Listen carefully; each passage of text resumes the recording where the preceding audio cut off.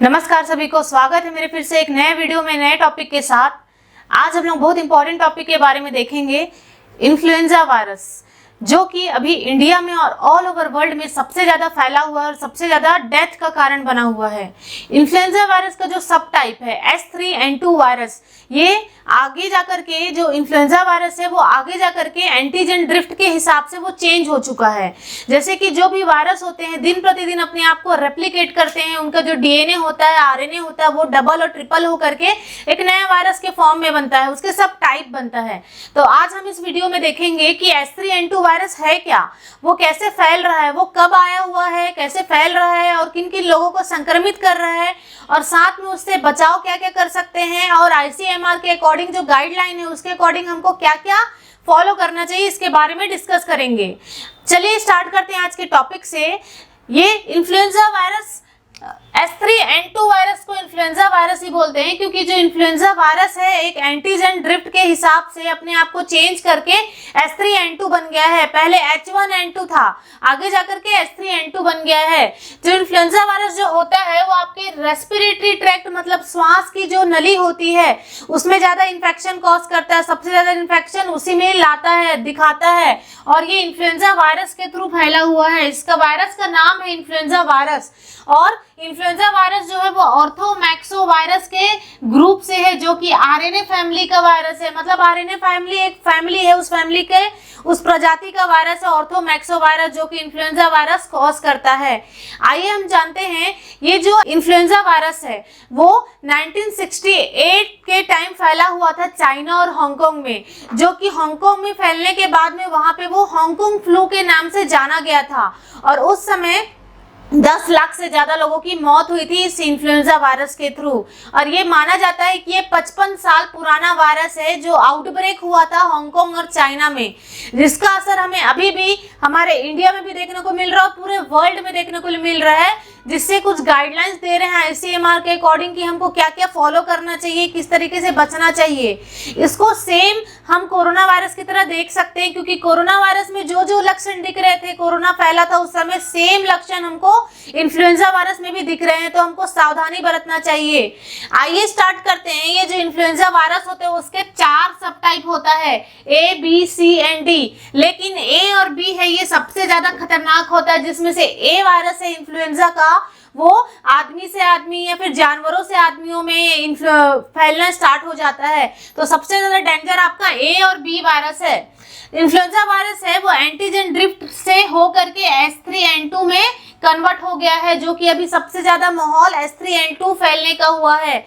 आइए हम जानते हैं कि इसके लक्षण क्या क्या दिखाएंगे। अगर आपको इन्फ्लुएंजा वायरस का चपेट में अगर आप आ गए हो तो आपके शरीर में क्या क्या लक्षण दिखता है, जिसमें सबसे पहले है जो व्यक्ति है जो जिनमें इन्फ्लुएंजा वायरस हो गया है उनको सांस लेने में बहुत ज्यादा दिक्कतें होगी, डिफिकल्ट होगी, सांस नहीं ले पाएंगे अच्छे तरीके से।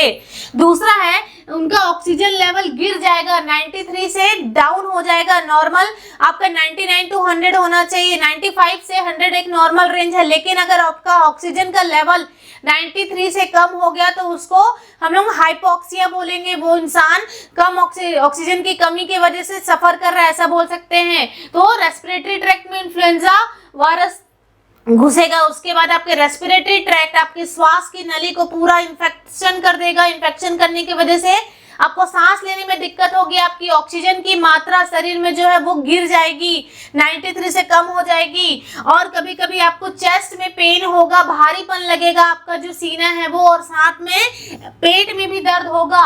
और कुछ लक्षण है जैसे कि आपको उल्टी आएगी, ऐसा फील होगा, उल्टी कर दोगे ऐसा लगेगा।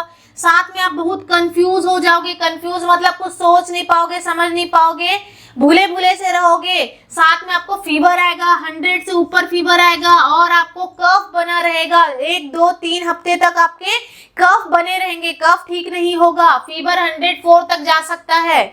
उसके बाद इन सब सिम्टम्स के अलावा और भी कुछ लक्षण दिखेंगे, जैसे कि है डायरिया हो सकता है। डायरिया के साथ आपके रनिंग नोज होंगे, दिन भर आपकी नाक बहते रहेंगे क्योंकि आपको 2-3 हफ्ते तक कंटिन्यू सीने में कफ जमा हुआ है। दूसरा है आप कुछ भी खाओगे, खाना खाते वक्त आपके गले में यहाँ पे दर्द होगा, आप खाना निगल नहीं पाओगे इन्फ्लुएंजा वायरस की चपेट में आने के बाद। आइए अब देखते हैं कि ये जो वायरस इन्फ्लुएंजा वो कैसे फैलता है, ट्रांसमिट होता है एक से दूसरे के प्रति। तो सबसे पहली बात, अगर आप किसी ऐसे व्यक्ति के संपर्क में हैं जिसको इन्फ्लुएंजा वायरस है और आप उससे मिलने जा रहे हैं, या तो उसने खांसी किया या तो उसने छींका, तो आप उसके संपर्क में आए, उसके जो खांसने और छींकने की जो प्रवृत्ति है उससे क्या होता है कि जब वो खांसेगा या छींकेगा तो वो ड्रॉपलेट के फॉर्म में, बूंद के फॉर्म में जो इन्फ्लुएंजा वायरस है वो हमारे तक पहुंचेगी, क्योंकि हम उसके कांटेक्ट में, हम उसके सामने खड़े हैं, हम उससे बात कर रहे हैं, तो वो बूंद के थ्रू, ड्रॉपलेट के थ्रू हमारे नाक में जाएगा, मुंह में जाएगा और हम उसको सांस नली के थ्रू सांस लेंगे तो वो हमारे श्वास नली में इन्फेक्शन करना शुरू कर देगा। तो अगर आप ऐसे व्यक्ति के संपर्क में हो जिसको ऑलरेडी इन्फ्लुएंजा है और वो सामने खांस रहा है, छींक रहा है, या तो आप उससे बात कर रहे हो बिना मुंह ढके, आप बिना मास्क लगाए उससे बात कर रहे हो, सामने खड़े हो, तो वो वायरस इजिली आपके में आ जाएगा। उसके बाद है, अगर आप उसके संपर्क में आने के बाद आप बिना हाथ मुंह धोए अपने नाक को टच कर रहे हो, अपने मुंह को टच कर रहे हो, तो वायरस आपके बॉडी में इजिली घुस जाएगा। और है, प्रेग्नेंट लेडी को सबसे ज्यादा रिस्क होता है ये वायरस जल्दी गेट इन करने का, क्योंकि उनकी जो इम्यूनिटी पावर होती है बहुत कमजोर होती है। तो प्रेग्नेंट लेडी को सावधान रहना चाहिए।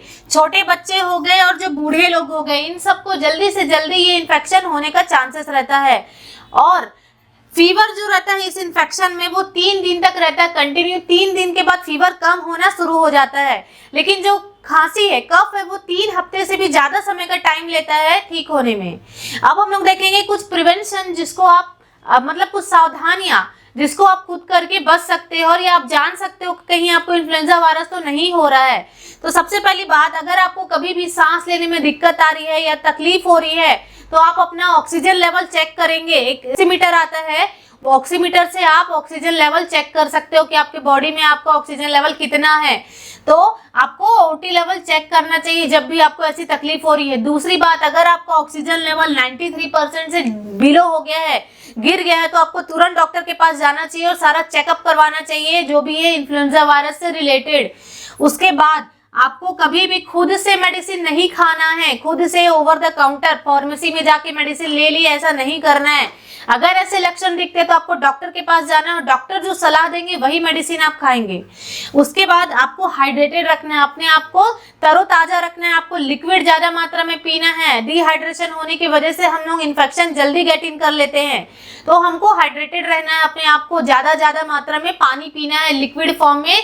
जो भी आप डाइट ले सकते हो लिक्विड में लीजिए एक्स्ट्रा अमाउंट में। उसके बाद आप कहीं भी जा रहे हो, दूसरों के संपर्क में आ रहे हो, ऐसे इन्फेक्टेड पेशेंट के संपर्क में आ रहे हो या हॉस्पिटल जा रहे हो या जहां भी जा रहे हो, आपको मास्क पहनना है। ये मत सोचिए कि कोरोना वायरस चला गया है, कोरोना वायरस चला गया है, लेकिन ऐसे कुछ वायरसेस आ रहे हैं जो कोरोना के बराबर ही है, तो आपको सावधानी बरतना है। उसके बाद अगर आपको फीवर और कंटिन्यू कफ बना रहता है जो ठीक नहीं होता है 1-2 दिन के अंदर में, तो आपको तुरंत डॉक्टर को दिखाना चाहिए। इससे क्या है कि डॉक्टर जल्दी से आपकी बीमारी पकड़ सकेंगे और आपका इलाज स्टार्ट कर पाएंगे। अब हम देखेंगे क्या हमको क्या करना चाहिए और क्या नहीं करना चाहिए इन्फ्लुएंजा वायरस होने पे। तो सबसे पहला है, आपको हमेशा हैंड वॉश करना चाहिए रेगुलरली, साबुन से और पानी से आपको हैंड वॉश करना चाहिए। अगर आप किसी चीज को छू रहे हो, इन्फेक्टेड पर्सन से कांटेक्ट हुआ है तो, नहीं हुआ है तो भी आपको रेगुलरली हैंड वॉश करना है। ज्यादा मात्रा में आपको आराम करना है, आपको अच्छे फ्रूट्स खाने हैं और साथ में ज्यादा मात्रा में लिक्विड पीना है ताकि आप हाइड्रेटेड रहो। और आपको मास्क पहनना है। मास्क कहाँ पहनना है? जहाँ ओवर क्राउडेड पे एरिया है वहां भी आप मास्क पहन के जाओ, नॉर्मल प्लेसेस में मास्क पहन के जाओ अगर आप इन्फेक्टेड हो तो। और सबसे पहली बात, आप ज़्यादा भीड़ भाड़ एरिया में नहीं जाओ, वहाँ जाना अवॉइड करो।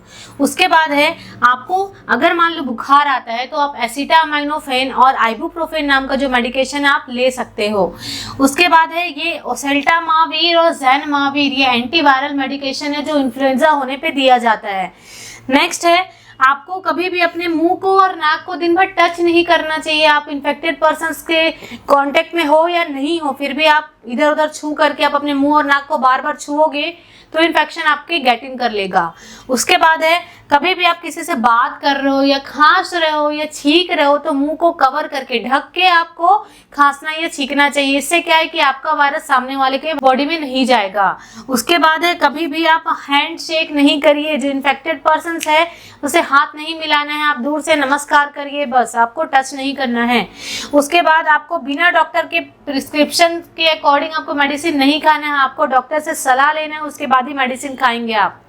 उसके बाद है अगर आप इन्फेक्टेड हो, आपको ये वायरस हुआ है तो आपको सबके साथ सबके ग्रुप में जाके नहीं बैठना चाहिए। इससे क्या है कि आपका वायरस सारे ग्रुप में फैल जाएगा और सामने वाले सावधानी भी नहीं बरत पाएंगे। तो इसलिए आपको खुद को समझना है कि मुझे अगर इन्फेक्शन है तो मैं सबके सामने जाकर नहीं बैठूं। आज के इस टॉपिक में हमने डिटेल में देखा इन्फ्लुएंजा वायरस क्या है और कैसे फैलता है और उससे कैसे बचाव हो सकता है। आप सभी से आशा रहेगी कि आप इस तरीके से इन्फ्लुएंजा वायरस से बच पाएं, सारी सावधानियां बरतें, क्योंकि ये भारत में सबसे ज़्यादा फैला हुआ है। तो आप भी सावधान रहें और सामने वालों को भी ये वायरस फैलने से रोक सकें। Thank you for watching this video.